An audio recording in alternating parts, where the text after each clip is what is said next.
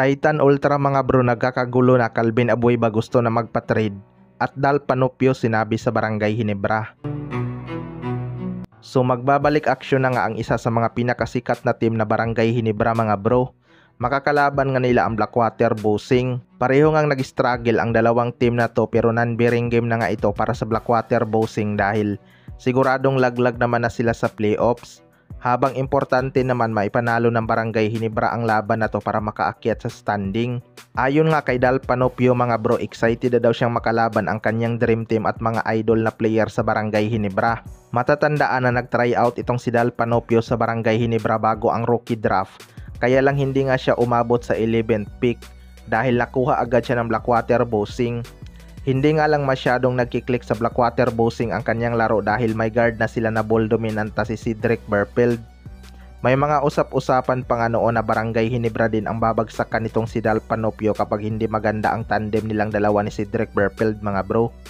Nagsasapawan kasi talaga sila sa bola, tapos nandyan pa si Arky Ilaga na maganda din ang inilaro. May mga guard kasi talaga na hindi nagkiklik ang tandem gaya na lang nila Terence Romeo at Stanley Pringle na parehong ball dominant. Kahit umi-score ng ball to, hirap pa ring manalo lalo na sa mga malalakas na team. Sa kabilang banda naman mga bro, Titan Ultra nagkakagulo na. Calvin Abueva nagpapatrade. Gumawa na naman ng ingay itong si Calvin Abueva sa social media mga bro at sinasabing i-trade na lang daw sana siya. Maraming ang may gusto na kunin na lang daw ito ni Boss Al Francis Chua.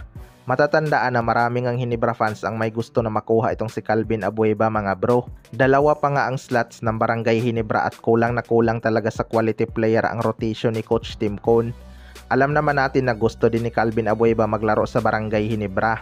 Well, para sa akin mga bro, pwede pa talaga tong si Calvin Abueva dagdag energy sa Barangay Ginebra.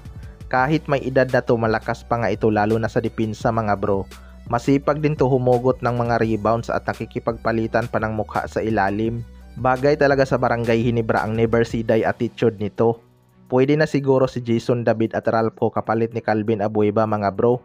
Hindi na rin kasi masyadong nabibigyan ng minuto ang dalawang yan, lalo na si Ralph. Maraming ang Ginebra fans ang may gusto na bitawan na si Ralph dahil bumaba na ang quality ng kanyang laro. Hindi na kasi threat sa 3 points area itong si Ralph mga bro dahil natatakot na nga itong magmintis ng marami. Isa pa, masasapawan din siya ni Calvin Abueva kung hindi siya ang magiging kapalit nito. Kaya abangan na lang natin kung mangyari yan dahil matagal na rin talagang may mga rumors na mapupunta sa Barangay Ginebra itong si Calvin Abueva. Kayo mga bro, ano masasabi nyo tungkol dito?